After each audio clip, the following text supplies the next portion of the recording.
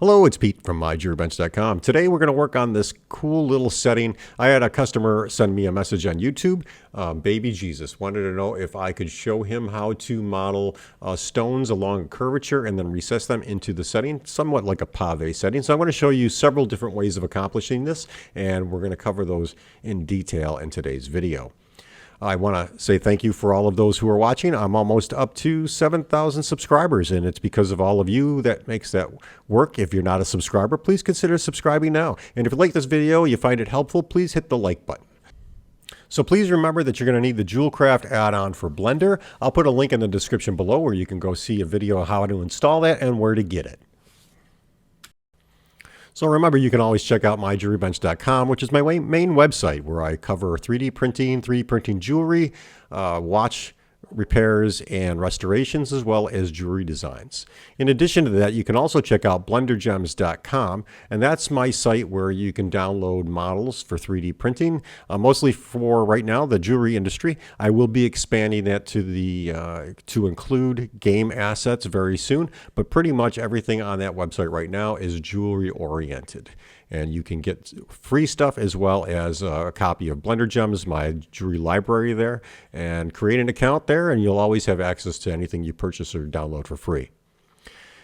I would hope that if you guys don't know, we do have a Facebook group page, and if you're not a member of that Facebook group page, check it out. If you want to join and share some of your designs, models, restorations, whatever, please go ahead, hit the join button. I will approve pretty much just about anybody who is jewelry oriented or watch oriented in that group. Thanks for watching, guys, and let's get started with this complete design. Okay, guys, so now that shameless plug is over, again, check out blendergems.com if you're looking to download any models. I am going to show you how we go about and make this particular model. So the first thing we want to do is we want to get rid of this obligatory cube that comes with Blender. So with that selected, I'll press the X key on my keyboard and delete that. That reminds me to turn on my screencast keys, so let's go do that now. Okay, so my screencast keys are turned on right now. You can follow me along. I'm going to hit Shift A. I'm going to add in a mesh. So what I have to do now is add in the UV sphere, Shift A, come down to UV sphere. While that's still on the screen, I'm going to change the number of rings to 32 to match the number of segments. Press Enter. We'll click off of that, and that makes that change permanent. Now, this particular model, if we look at it, is only 2 millimeters, so we want to make that a little bit bigger. Let's make that actually 14 millimeters. How about 10 millimeters? Let's start with 10 millimeters. By 10. Okay, so now I've got this eyeball that we're going to make, and it is 10 millimeters in diameter. So what we want to do now is cut this in half because we want this to be a little smaller. Now, I like to use the Boolean tool to do this. You can use a variety of different text or tools to do that, but I'm going to do Shift A. I'm going to add in a cube. I'm going to size that up, and I'm going to go to the side view, and I'm going to move this over so that we got a cutout just like that. I'm going to select that cube that we just added, hold the Shift key down and select our eyeball, and I'm going to go to my Boolean tool and do a Boolean difference. So you can see I've cut that right in half. So our icosphere now, or our UV sphere rather, is now half a sphere. While I'm at it, I'm going to change the name. We're going to call this eyeball. That works for me. And now while I'm here, I'm going to do a duplication of this particular model, and I'll show you why in a little bit. We're going to Shift D, press Enter to duplicate that. You can see here now we've got eyeball. We're going to call this eyeball cutout. We're going to put that over there. We're going to hit the little eyeball button here and hide that. We're not going to use it just yet. Okay, so here's our eyeball. It's a little bulky, kind of buggy-eyed, but we're going to work with this. What I'm going to do now is I'm going to size this to make this a little bit smaller. So I'm going to size this to shrink it along the y-axis, SY, and we're going to make that just a little bit smaller, just like that. That works for me. Now, I'm not going to go through the entire process of making and designing a complete eyeball, but I'm going to show you the iris and the eyeball color, and then you can go from there. So, the pupil of the eye is pretty much always black, and I'm going to use the Jewelcraft tool to add in my gemstone. So with the Jewelcraft tool selected here on the tabs key, and if you don't have that, press the N key. You'll see those tabs come in and out. If you don't have Jewelcraft installed, you'll need it for this particular video. I'll put a link in the upper right corner so you can link to that, see how it's installed and where to download it.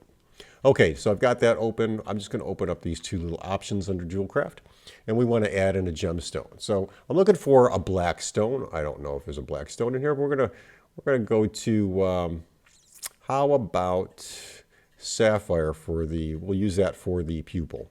So I'm going to add in a sapphire. We're going to make that sapphire, how about 1.5 millimeters, and I'm going to hit OK.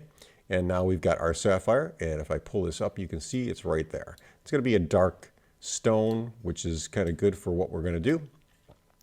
Now I'm going to show you this little trick. How do I get this onto our sphere so that I can make modifications to it? Well, it's pretty easy to do. And now there are ways that you can use the grid here to align a bunch of stones to it. That's one way to do it. But because we're working with kind of circles and curves, I'm going to show you a different way of handling this. So actually, I'm going to show you two different ways of handling this. So with this one stone selected, we're going to come over to our snap tool right here. That snap tool is currently off. These are the options. If this little drop-down box is the options for the snap tool. So I'm going to select those options. I'm going to come down and select face. Under face, you'll see snap width comes up. I am going to hit the center button right there, and then align rotation to target. I'm going to put a little check mark in that box. That's all I want for my snapping tool. And now our snapping tool is still turned off, but when I turn it on, you'll see what happens. Now I want to get this gemstone over to the surface of our, let's say, our supposed eyeball. So if I hit G and then I move it around here, and then I can kind of drag it over here. That's right about there. I'll rotate that RX 90, and I can put that wherever I want and try to align it by hand. Get it up here in the center. One, it's still out of place. And you can see I'm just going to have to constantly keep moving it until I get it about where I want. That's the hard way of doing that. So let's get rid of all that. Let's go back up here, and I'm going to show you the real quick and dirty way of doing this. So I've got this selected. I'm going to come over here. I'm going to just make sure my settings are still there, and they are. And now we're going to turn on snapping. I'm going to select my sapphire, and I'm going to press the G key, which moves us into move mode, and I'm going to move it onto the surface of our eyeball. And you can see that it is aligning itself to whatever face it's above. So I'm going to put that about in the middle. Look at this from the front. I'm going to turn on invisible mode just so I can see the center point of our eyeball. And I'm going to come over here, press G again, and I'm just going to move that to be approximately in the middle. That looks pretty good. Okay, I'm happy with that. So now I want to make the color. Well, let's say we want a green eye. And I'm going to come over here. I'm going to add in another gemstone. And let's say I want to make this 1.3 millimeters. And we're going to select a green stone, which would be emerald. And then I'm going to hit OK. So I've got my emerald. It's over here. I'm going to bring that back up. Now, remember, our snapping tool is still turned on, which means whatever item on my viewport screen that I grab is going to snap to whatever item it's closest to. It's not necessarily one object or the other. It's whichever one it's closest to. So if I grab that and I press G, and then I move it over here, I'm doing the exact same thing we did with the pupil or the sapphire. I'm just going to align that over there. And if I look at that, you can see I've got it just above the sapphire. So I can move that right like that. And now I have it placed where I'd like it. Now I can keep doing that. I can hit Shift D and G to duplicate that emerald and move it over here. And let's say I want it right about there. And then Shift D and G, and I can come over here and add in another one. That looks pretty good. Now I want to add in some more. So I'm going to hit Shift D and G, and I'm going to come over here. I'm going to add in one here because we're adding in green stones, and I'm going to try to get these to be roughly as close as I can into a circle, just like so. And I'm going to end up with some blank spaces, but if you want to take your time, fill it in with other size stones, you could actually make that look like a nice pave cluster. I'm not working that hard on this. I just want to show you how to do this. And I'm going to come over here, add in another stone right there. Shift D, G, and we'll add in our last stone right like that. It's pretty close, not quite perfect. Okay, so now I want to select all of these particular stones. So let's do this here. Instead of farting around here, I'm going to select by stone type. I've got all my emeralds done, and I'm going to come over to here, and I'm going to hit mirror, and I want to mirror along the Z axis. So I'm going to hit mirror and then Z. Okay, so now I've got my pupil, and I've got a green eye. And if we look at that, you can see our stones are just, if we look at this from the side view, our stones are just above the surface of our model. Now, with that done, I've moved all the stones where I want them. I'm going to turn off the snapping tool because we don't want to make any more snapping changes. I'm going to grab my eyeball. I'm going to come over and look at this from the side view, and then I'm going to move that out ever so slightly so all my stones get buried in some way. Well, the pupil's still showing a little bit, and we've got a little bit of the emeralds. But for the most part, they're just under the surface of our eyeball. And that's about what we'd like. I'm going to come over here. I'm going to select by size. Now I've got all of these particular stones, the emeralds. And now what I want to do is I want to add the cutters to these. And it's pretty slick because you can add cutters to all of them. And then we can make changes to the cutters to modify them to make somewhat of a pave type setting into our eyeball mounting. So I'm going to come over and I'm going to select cutters. Now we've added the round cutters to this. And if we look at those, I'm going to zoom into one so we can see right about there. It's kind of hard to tell even with invisible mode, but you can see it's still under the surface. Maybe if I turn on, no, that makes it worse. Okay, if I look at that, wireframe mode is kind of showing us that the cutters are buried below the surface. We want to actually get those a little higher. So if we come over to girdle and we look at the girdle top, I'm going to actually bring the girdle top up so that it's above that. And now the offset size, let's see if I know, I want to keep that offset about the same. Bottom we're going to leave the same. And we're going to come over to the handle bottom and I'm going to bring that up just ever so slightly. Okay. Now, if I come back over to standard view, you can see if we turn off invisible mode, all of our cutters are protruding through the surface of our eyeball model, which is what we want. So this would be a good time to select some of the cutters. I'm going to grab that group there. I'm going to hold the shift key down and grab our eyeball. I'm going to come over to the Boolean tool and I'm going to use Boolean difference. And now that just put a hole into the surface of our stone or our setting for those particular stones. And I'm just going to keep doing that. I'm just going to grab as many as I can and do a difference. And difference. Okay, so now those stones are cut out. Let's do the same for this pupil or the center stone. I'm going to come back over to Jewelcraft, select the cutter, and now we're going to come over and look at that. And you can see it's not protruding from the top, so we're going to bring that bottom edge of the top of the girdle up, and then we'll bring the top of the girdle up a little higher, just like so. Okay, that works for me. And we're going to grab that. With that selected, I'm going to hit the shift key, select our eyeball, and then go back to Boolean difference. And now I've made all of those changes permanently. Well, that's great. We've got a nice solid gold eyeball, and that's going to cost a whole lot of money, even with the gemstones, because gold costs so much money right now. So remember when I made that duplicate eyeball cutout, we're going to bring that back into play. I'm going to come over to invisible mode so we can see it. I'm going to bring that in. Let's see, that's not the one we want. We're going to grab this. This is our cutout. And what we want to do, I'm going to size this along the y-axis so it kind of mimics the other one. We're going to size that down just ever so slightly. I'm going to come at this from the side view, and we're going to come over and we're going to put it in right about here so that it's just about where the stones would be. Now, if you're not permanently pleased with this, what I would recommend doing is select your cutout, hold the shift key down, select your gold eyeball or whatever you're going to use, and come down and do a non-destructive difference.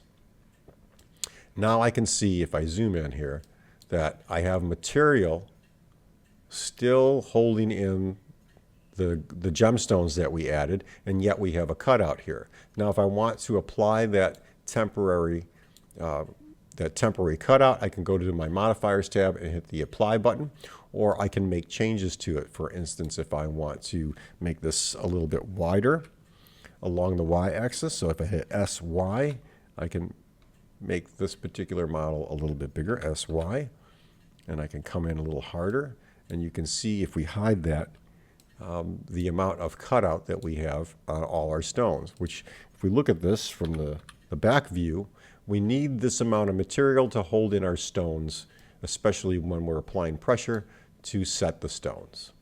That looks pretty good to me. I think that's enough material to hold it. I'm going to come down to my modifiers tab with the eyeball selected. I'm going to hit apply, and then we will get rid of our cutout and just delete that. Okay, let's go back into rendered shading by turning off invisible or viewport shading. So I've got that done. I'm going to hit shade smooth on this because I want to make this look a little bit better for you. And you can see under shade smoothing, we get this little weird texturing wherever the cutouts were. That's because of the angles of the cutouts. To make that change a little bit better, just so you can see it, I'm going to add in an edge angle. And then we're going to just apply that so that we can see what it looks like when we're designing. Okay, so that's how we make an eyeball. Now, how would you cut these out? So there's a couple ways that I would do this. If I had these stones butt up against each other, which you could do, you could actually go ahead and make cutouts here, or just size up the amount of the cutter when you applied the changes to it. And that will give you a break in here that you could use as like a pave setting. In this case, if I 3D printed and casted this particular piece, I'd probably use a beading tool and bead down the material around the perimeter of each stone just to hold them inside that hole that we created for each gemstone. The preference of setting is up to you. That's more of a gypsy setting, but again, if these stones were closer together, I could actually make them more of a pave setting by applying little cutouts to the middle, and that's pretty easy to do itself also. So that's one way of skinning this cat, and if we take a look at the render of this, and I'll just show you what this looks like real quick. Okay, so you can see here's our rendered view of our product here. Again, this is not, exactly how I would let something go out my door, but this is one way to at least figure out how to recess all of your gemstones into that particular model. Now you can grab each gemstone or a group of gemstones and then reseed it instead of sizing up the eyeball. That's another option. And now I'm just going to cover a quick pave setting. What if I wanted to pave something on the top surface of a piece of jewelry? So let's go look at that. Okay, so now I'm going to take into consideration, I'm just going to make a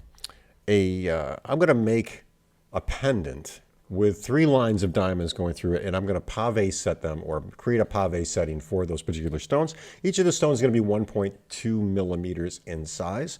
So I'm going to do this in a little tricky way. I'm going to come over, I'm going to add in a cube. So Shift A, we're going to come over, add in a mesh cube. Okay, that's exactly what I want. I want to size this up. We can see that it is approximately 2 millimeters wide. We're going to make that just a little bit bigger, S. I'm going to make that about 3 millimeters wide, right about there. And then SZ, because I want to make this a little bit taller. That looks good right about like that. Okay, that is almost what I'm looking for. So with that selected, I'm going to hit Control A, and I'm going to apply the rotation and scale.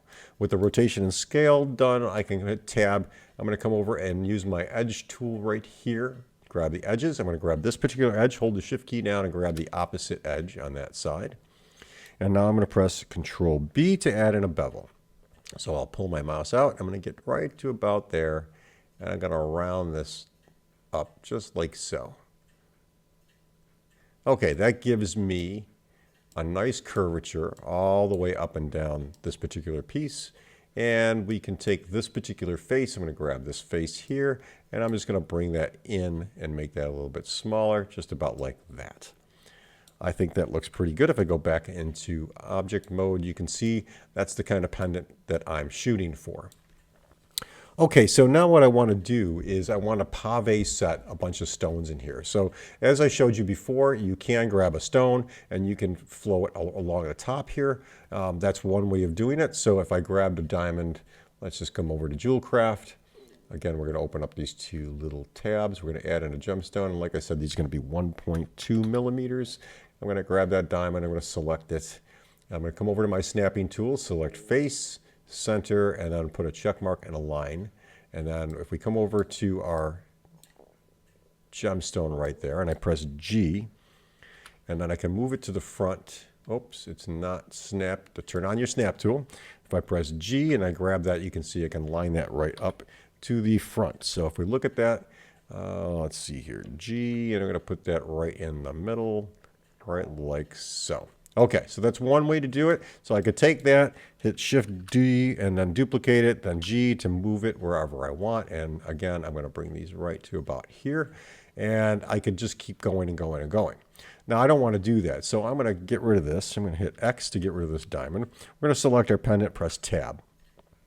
And what I want to do is basically create a line of, I want to create a path. Let's get rid of this diamond too. X. Okay, so I need to create a path. To do that and use it as a curve, I can come over to Shift A, come down to the curve features and select path. And now I've got a path. Now if I hit RY90, I can rotate that along the Y-axis. I can bring this over to the front from the side view here. I'm going to hit SX, and we're going to make that, let's see, tab SX. Looks like I'm going to have to do this manually, which is no big deal. I'll just grab this point here, and we'll move it up to the top right about like that. Let's turn off snapping. We don't want snapping. And I'm going to bring this one down to right about there. Okay, so that's about what I'm looking for. That actually is too high, so I'm going to bring that up a little bit. Okay, there's my path. So I'm going to go back into object mode. We're going to call this stone path. And let's see, this particular piece we're going to call pendant. Okay, now I want to add in a bunch of diamonds to that. So I'm going to come over, I'm going to add stones. I got 1.2 millimeter diamonds selected. I'm going to hit add. And I'm going to bring this over to the front, right like that. And now I want a bunch of diamonds to follow the path that we just created. So with the diamond selected, I'm going to hold the Shift key down and grab that path, just like so. And then I'm going to make, I'm going to hit this button called Distribute Onto Curve. Boom, done. And if we look at this, I can come over here to the properties for distribution onto a curve. We'll come over and look at this from the side view just to get a better view of it. And I got too many stones here, but we're going to squeeze them together. So we've got the starting and ending positions. We're going to move that. And let's say I want to bring the bottom up about like so. And we want to bring the top down. And I kind of want to make them just so they're about butting up to each other. That looks good. And I want to recess those. But we're not going to recess them completely, just like that. Okay.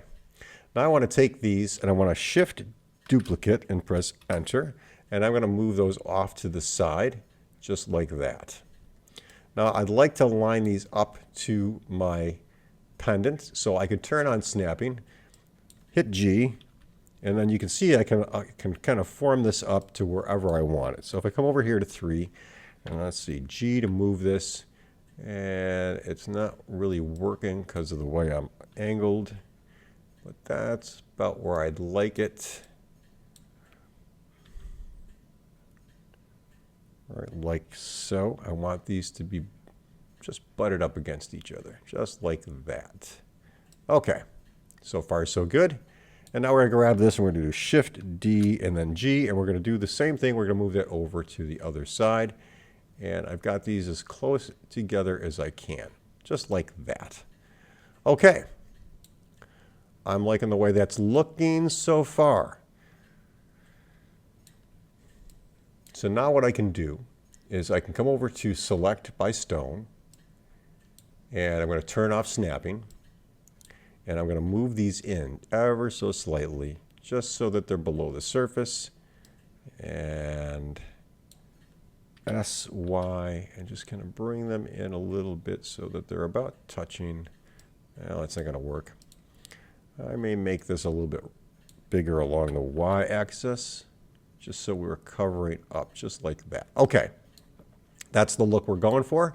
With my stone selected, I come over here to select by trait. We're going to select by stone.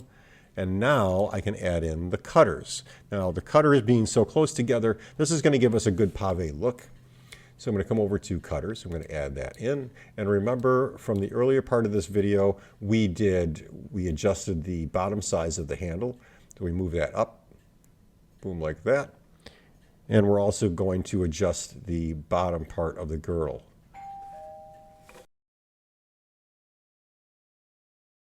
We're going to adjust the top part of our girdle, and now we want to adjust the top part of the girdle itself, so we're going to bring that up just like that. And if we look closely, what I want is to have the offset just a little bit bigger. So for the size offset, I'm going to increase that just a little bit more, and maybe about like that. Okay, that's kind of what I'm looking for. And now we'll click off of that to make that permanent. And now what I can do is go through and start cutting out. Now I can start cutting out removing all of the cutouts for this particular model. So I'm going to select this group of cutouts, come over here. Now we left one there, so I'll hold Shift, grab that, and then we'll select our model last. We'll go over to Boolean, and I'm going to do a difference. And you can see we've cut out there. And everything looks good so far. Okay, let's take a look at this side. I'm going to grab this section, grab our model, holding the Shift key down, and then do a difference. And now we've got that. And we'll do this one more time with this side, or these cutouts, and do a difference there. And now you can see I have somewhat of a pave setting. And then to make more of a pave setting, basically what we would do when we pave set these is just push down these prongs here in the middle to cover the girdle of the stone. And that's how I would do a pave design on a particular piece.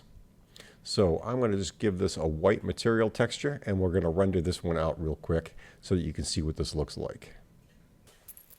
Okay, so I decided instead of rendering it in metal, I wanted to render it in wax to give you a better idea of how it looks. So I'm just going to move this into the center so we can see it a little bit better.